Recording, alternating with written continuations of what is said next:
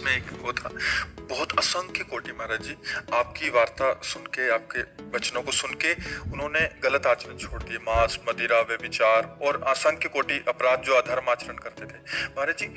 निरंतर संग ना रहने के कारण, हाँ वही अब निरंतर जैसे आप सुबह किसी को कह रहे थे कि माया पटक देगी और अभी गिरे, मतलब आने के बाद फिर गिरे, फिर उठना बड़ा कठिन हो जाएगा। तो महाराज जी उस समय मतलब निरंतर क्या नाम जप और सत्संग का संग रहेगा, तभी लंबे समय तक इसको खींच जाएंगे, और एक बार निकल गए तो फिर तो निकल ही जाएंगे महाराज। नहीं, बहुत कठिन है। मानो जैसे 70 वर्ष की आयु है और 20 वर्ष से शुरू किया, हम 40 वर्ष चल रहे, भगवत प्राप्ति नहीं हुई, तो गुंजाइश है, माया तुम्हें परास्त कर सकती है। तो हर समय नाम जप, सत्संग और लक्ष्य, बराबर लक्ष्य बना रहना बहुत समय तक, यही तभी कहते हैं कोई लाखों में एक चलता है, चलने वाले हजारों में कोई एक ठीक से चलता है, और ठीक से चलने वालों में कोई एक बिरला पहुंचता है। बिरला पहुंचता नहीं, इतने मनोरंजन वाटिकाएं हैं कंचन कामिनी कीर्ति की कि उसी में जीव गिर जाता है। जैसे उसने कभी भावना की कि अगर हमें ये सुख मिलता तो जी भर के भोगते, और भजन कर रहा है तो पहले भगवान नहीं मिलेंगे, पहले उसके सामने वो सुख आएगा जो उसने चाहा है। ये पक्का है महाराज, पक्का 1000%। जो इच्छा करी हो मन माही, प्रभु प्रसाद कछ दुर्लभ नहीं। जब रावण ने लात मारा था तो कहा नहीं था विभीषण जी ने, लेकिन सोचा था कि मैं जा रहा हूं राम जी की शरण में, तेरा नाश करवा के इसी सिंहासन पर बैठूंगा।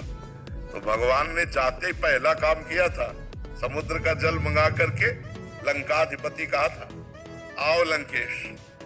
घबरा गए कि प्रभु मैं तो आपकी शरण में आया हूं, लंकेश बनने नहीं आया। प्रभु ने कहा नहीं, इस बात को स्वीकार करो। दोनों कहा हाँ, उर कछु प्रथम वासना रही, पर प्रभु पद प्रीति सरित सो बही। प्रभु थी मन में बात, पर अब आपके चरणों को देखकर प्रेम सरिता में बह गई। अब मुझे लंकेश नहीं, आप अपने चरणों का नहीं बोले, लंकेश भी बनो, चरणों की दासत्व भी प्राप्त करो। तो हमें लगता है कि अगर हमारी वासना कोई है अंदर, फिर आगे भजन के बल से पहले वो वासना पूरी होगी। नष्ट तो नहीं होगा साधक, भ्रष्ट तो नहीं होगा, बादलों की तरह छिन्न भिन्न तो नहीं होगा, क्योंकि भगवान का जन है, पर निर्वासनिक बिना हुए वो आगे उन्नति को प्राप्त नहीं होता। इसलिए वासना कोई न कोई बनी रहती है। जहाँ भजन हुआ तो कंचन कामिनी कीर्ति इनका संयोग होने लगता है, तो साधक मनोरंजन में लग जाता है, फिर वो मार्ग रुक जाता है। इसीलिए जन्म जन्म मुनि यतन कराही, अंतराम कही आवत नहीं। तो प्रयास करते रहो, कभी चूक मत करना। महाराज जी आपने कहा यही स्थिति मेरे साथी से कैसे बचे? नाम जप, खूब और नाम जप बढ़ाओ, पावर बढ़ाओ, राधा राधा राधा राधा राधा राधा, और गलत संग ना करना। राधा राधा कहते हुए भी यदि गलत संग करोगे, नारद जी से प्रश्न हुआ, कस तरति मायाम, कौन तर जाता है, कौन तर जाता है माया से, कौन तर जाता है? तो बोले यो महानुभाव सेवते, यो संगास त्यजति, यो ममतास त्यजति। जो महापुरुषों का संग करता है और कुसंग का त्याग करता है और किसी से ममता नहीं रखता, वो निकल जाएगा। यो महानुभाव सेवते, महापुरुषों का संग, उनके बचाए। बाबा ने कहा कि ऐसे नहीं देखना, नहीं देखना। बाबा ने कहा ये चीज नहीं खाना, ऐसे नहीं बोलना, ऐसे नहीं देखना। रोज सत्संग सुनो, हर एक दिन नया नया आपको मिलेगा उपदेश, उसी से आपका जीवन पार हो जाएगा। पर पूरे जीवन अगर निष्कलंक निकल जाए तो परम पद मिल जाएगा, परम पद भगवान का सानिध्य।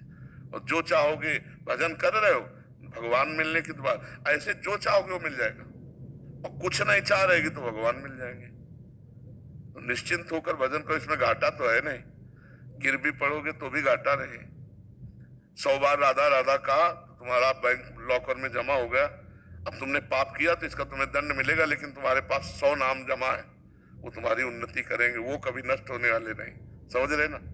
हाँ, खूब इसी लोभ से नाम जप करो, नाम बढ़ाओ। महाराज जी यहाँ तो हम सब साधक जन आपके सानिध्य में है, तो आपका शासन है।